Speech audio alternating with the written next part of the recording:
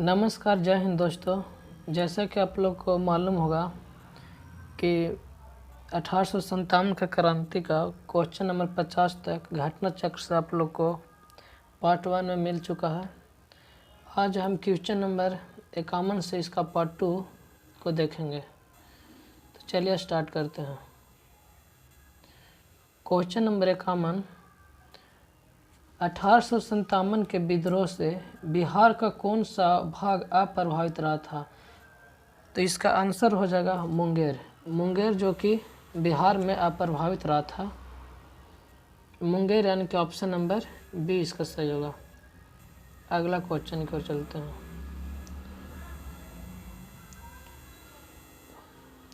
इसको मिलाना है कहाँ से कौन थे जो।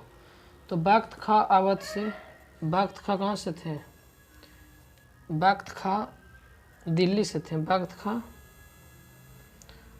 खां दिल्ली से। बख्त खां कहाँ से थे? दिल्ली से थे। मौलवी अहमद तुल्ला थे जो अवध से थे। कुंवर सिंह आप लोगों को मालूम होगा कि आरा बिहार से थे और नाना साहेब कानपुर से थे। ठीक है, चलिए आगे बढ़ते हैं। Question number 53। क्वेश्चन नंबर 53 आप लोग देखेंगे। क्वेश्चन नंबर 53 का क्या आंसर होगा? क्वेश्चन नंबर 53 में सूच्यवन को 2 से मिलाना है। चलिए, झांसी से कौन थे? झांसी से रानी लक्ष्मीबाई थे। झांसी से रानी लक्ष्मीबाई थे। लखनऊ से कौन थे? बेगम हजरत महल थे। फैजाबाद से कौन थे? फैजाबाद से थे अजीमुल्ला। और कानपुर से मौलवी अहमद शाह। ठीक है, चलिए आगे बढ़ते हैं। इनमें से किसने 1857 की क्रांति में विद्रोह में सक्रिय भाग लिया था? ठीक है, एक क्वेश्चन देखते हैं। नाना साहब ने भाग लिया था कानपुर से। बेगम हजरत लखनऊ से लिए थे। मौलवी अहमदुल्ला भी बताएं फैजाबाद से। बेगम हजरत महल दिल्ली से, यानी कि ऑप्शन नंबर इस सही होगा। सभी ने भाग लिए थे। अगला क्वेश्चन 55 में 1 को 2 से मिलाना है। सेम क्वेश्चन है। 55 में 1 को 2 से मिलाना है। चलिए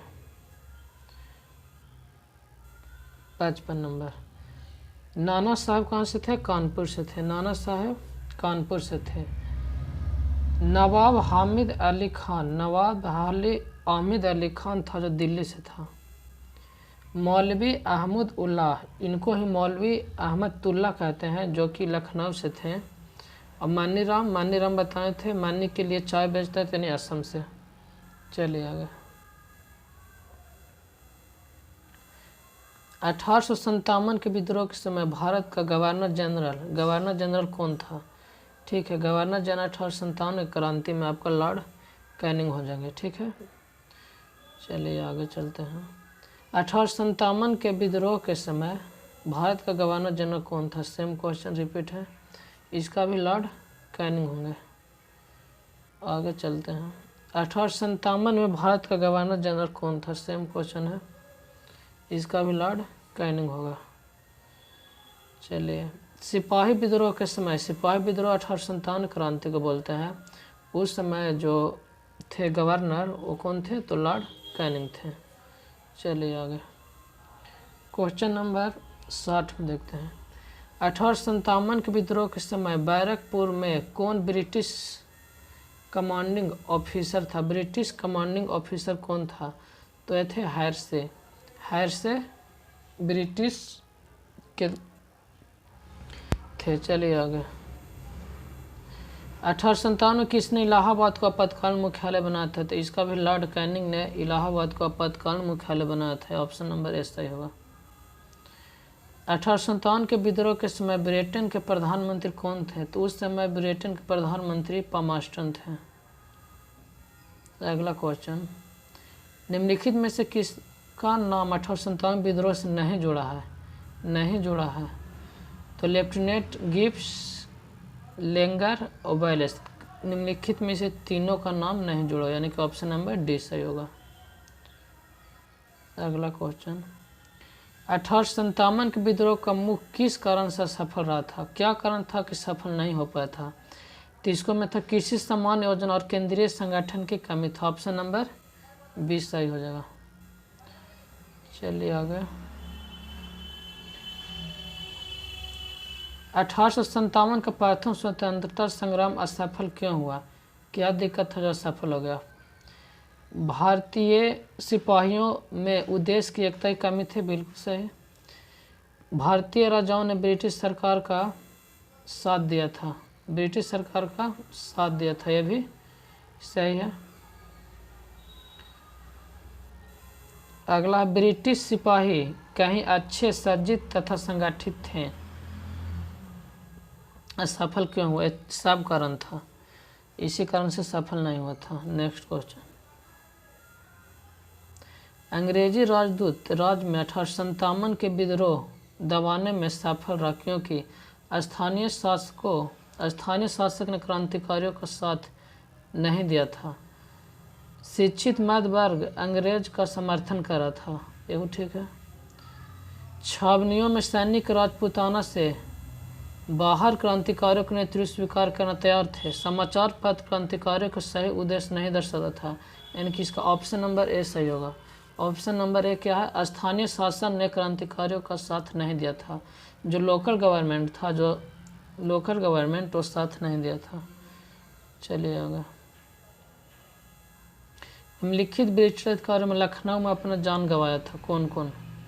तो जनरल जॉन निकल्सन, ये था दिल्ली, तो ये तो नहीं होगा, ये दिल्ली में जान गंवाया था। जनरल नील हो जाएगा, हेनरी लॉरेंस हो जाएगा, और हैवलॉक, ये सब कहाँ थे? लखनऊ में थे, यानी कि 2, 3, 4।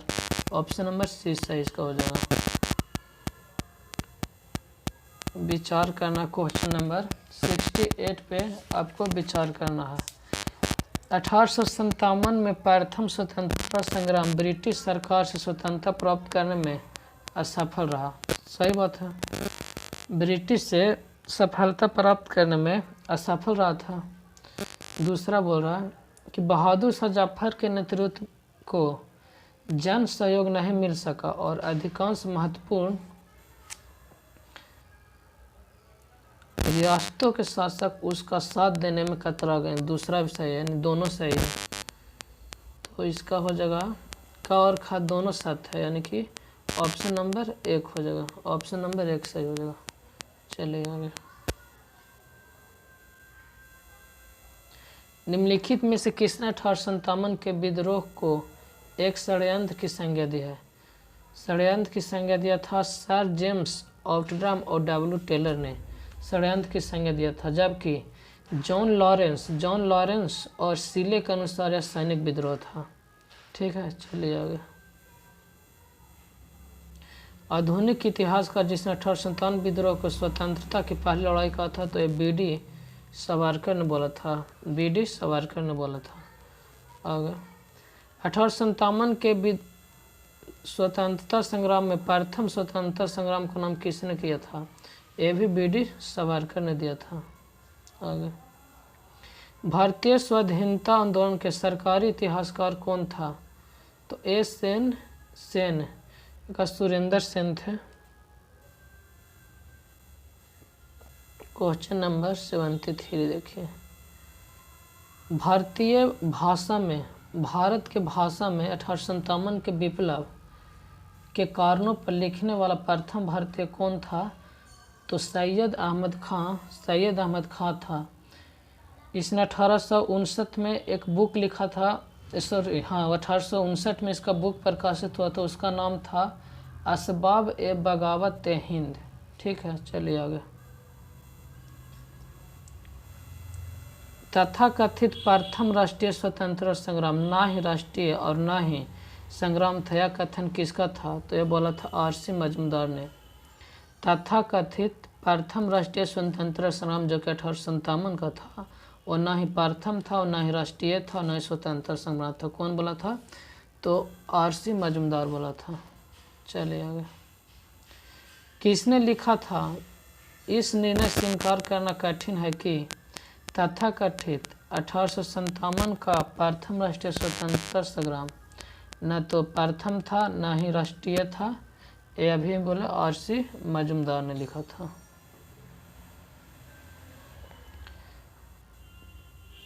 उन्नीसवीं शताब्दी के मध्य में भारतीय राष्ट्रवाद भ्रूण अवस्था में थी तथा इस तथ्य को मानने वाले इतिहासकार कौन थे? तो आरसी मजूमदार और एस.एन. सेन, जो कि सरकारी यही इतिहासकार थे, एस.एन. सेन।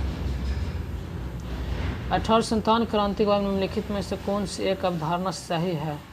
कौन सी अवधारणा सही है जो पूछ रहा है, तो इसका आंसर हो जाएगा, इसमें भारत में ईस्ट इंडिया कंपनी की शासन प्रणाली को मृतप्राय बना दिया था। ईस्ट इंडिया शासन की क्रांति को समाप्त कर दिया था। चलिए, क्योंकि क्राउन अपना हाथों में ले लिया था महारानी ने।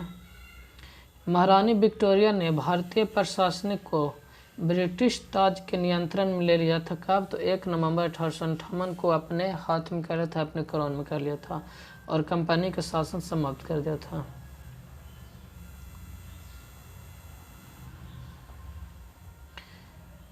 सामग्री विक्टोरिया ने 1858 की घोषणा में भारतीयों को बहुत सी चीज़ें दिए जाने की आश्वासन दिया था।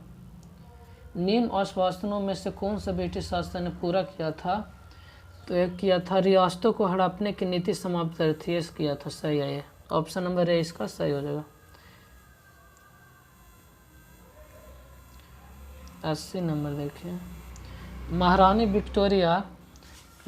विक्टोरिया की उद्घोषणा 1858 का उद्देश्य क्या था? इसका उद्देश्य क्या था? जो भारतीय राज्य को ब्रिटिश साम्राज्य में मिलाने के किसी भी विचार का परित्याग करना, ये सही है, ये 1 नंबर सही है। दूसरा, भारतीय प्रशासन को ब्रिटिश क्राउन के अंतर्गत रखना, 1858 ने अपने क्राउन में रख लिया था, ठीक है। दूसरे, भारत के साथ ईस्ट इंडिया कंपनी व्यापार का नियम करने गलत है। 1858 में ईस्ट इंडिया कंपनी के व्यापार को पूरी तरह समाप्त कर दिया था। यानी ऑप्शन नंबर 1 और 2 से, यानी कि ऑप्शन नंबर ए ठीक होगा। 81 में चलिए, निम्नलिखित में से कौन सा आयोग 1897 विद्रोह के दमन के बाद भारतीय फौज के नव संगठन मैंने भारतीय फौज में भर्ती करने के लिए पील आयोग आया था? पील आयोग आया था। चलिए आगे।